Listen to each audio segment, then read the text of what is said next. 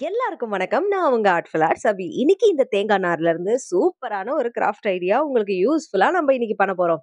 அதுக்காக இந்த மாதிரி தேங்காய் நார சின்ன சின்னதா இப்படி வந்து பிரிச்சு வச்சுக்கோங்க. இத நெறைய பிரிக்கும்போது இதுல நெறைய துகள் வரும். அது உங்களுக்கு வந்து டஸ்ட் அலர்ஜி மாரி பண்றதுக்கு வாய்ப்பு இருக்கு. அதனால நல்லா மாஸ்க் போட்டுட்டு அதுக்கப்புறமா இந்த துகள்கள் எல்லாம் பிச்சு எடுங்க. ஓகேவா?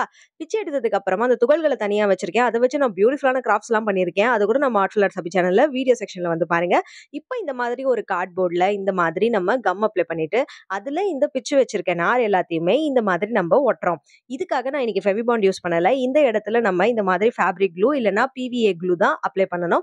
அதனால அத மட்டும் அப்ளை பண்ணிட்டு அதுக்கப்புறமா நம்ம எப்படி வேணாலும் இத அட்ஜஸ்ட் பண்ணிக்கலாம். ஃபெவிபாண்டா இருந்துச்சுன்னா உங்களுக்கு இந்த நார்லயுமே அதிகமா ஃபெவிபாண்ட் அப்ளை பண்ணும்போது அங்க அடிக்கடி வந்து எல்லோ கலர்ல ஸ்ட்ரெயின்ஸ் விழற மாதிரி ரொம்ப நல்லா இருக்காது.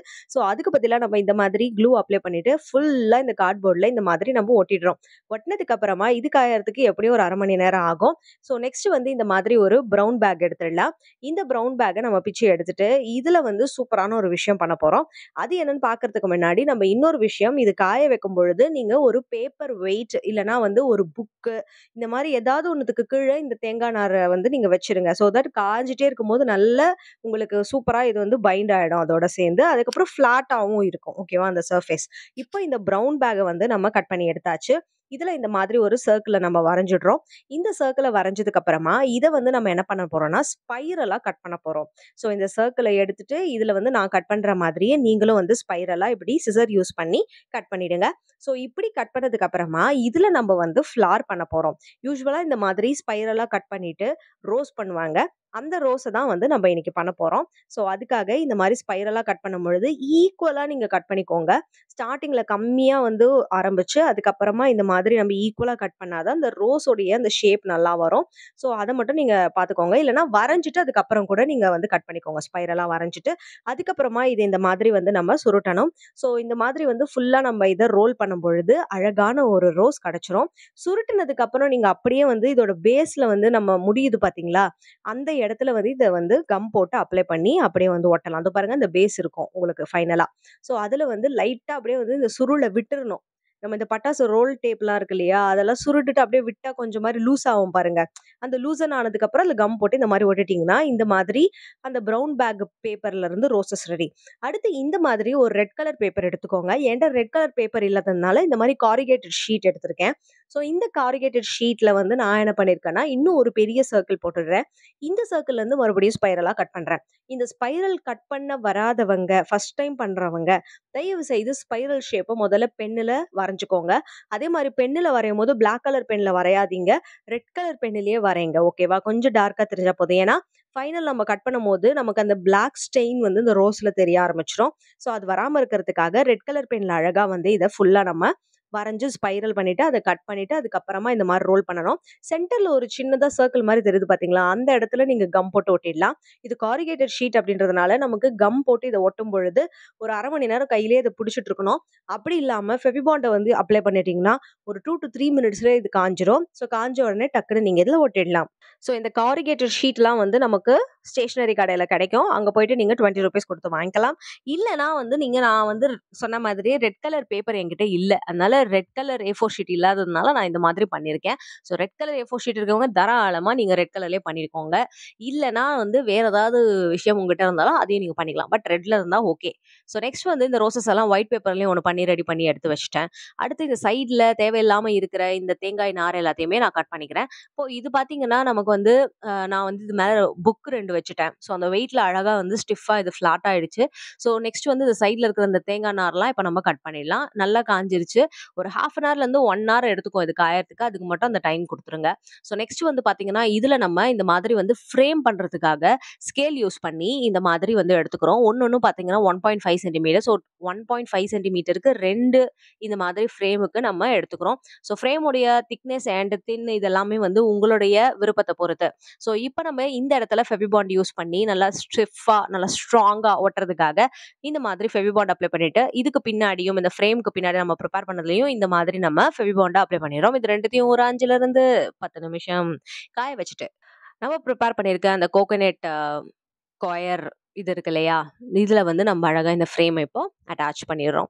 ஸோ இந்த பக்கமும் அட்டாச் பண்ணியாச்சு, அந்த பக்கமும் அட்டாச் பண்ணியாச்சு. அதே மாதிரி டாப் அண்ட் பாட்டம் அதுலயுமே பார்த்தீங்கன்னா, நம்ம இந்த அளவு எவ்வளோ தேவையோ அதுக்கேத்த மாதிரி மெஷர் பண்ணிட்டு நம்ம பண்ணிடுறோம். ஓகே.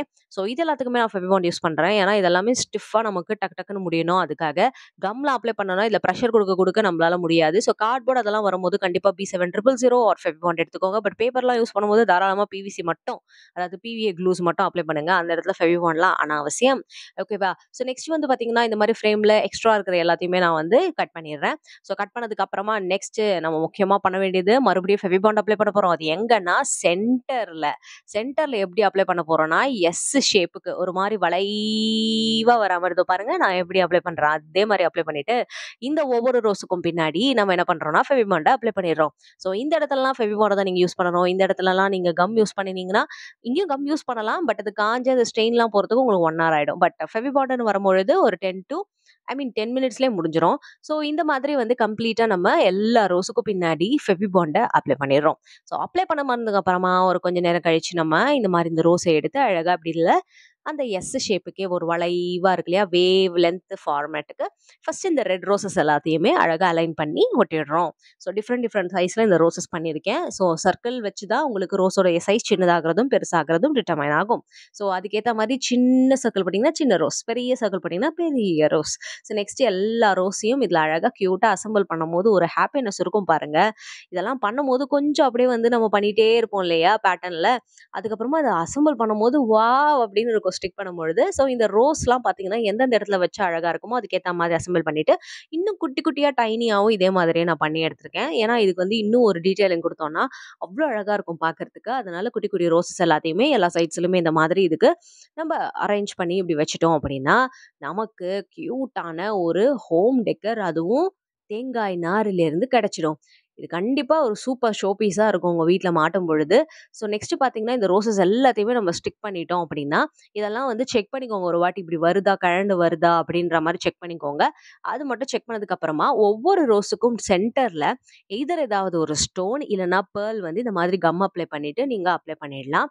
ஸோ அது வந்து உள்ள போல அப்படின்னா, நீங்க ஏதாவது ஒரு ஸ்டிக் வச்சு அதில அப்படியே வந்து எந்த இடத்துல ஃபிட் பண்ணணுமோ அந்த இடத்துல இந்த மாரி ஃபிட் பண்ணிக்கோங்க.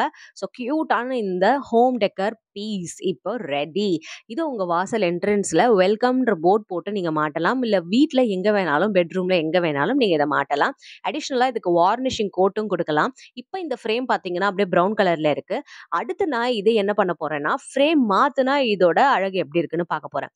பிளாக் கலர் ஃப்ரேம் குடுத்தோம்னா, இதோட லுக்கே டிஃபரெண்ட்டா மாறிடும். ஒயிட் குடுத்தாலும் டிஃபரெண்ட்டா மாறிடும். அதனால இதுக்கு உள்ள ரோஸ் ரெட் அட்ராக்டிவா இருக்கிறதுனால 2 பக்கமும் ரெட் கலர்ல இந்த காரிகேட்டட் ஷீட் வச்சு நான் இந்த மாதிரி ஃப்ரேம் குடுக்குறேன். இந்த இடத்துலயும் நீங்க பார்த்தீங்கன்னா, ரெட் கலர் பேப்பர் யூஸ் பண்ணிக்கலாம். இல்ல red colour foam sheet use பண்ணிக்கலாம்.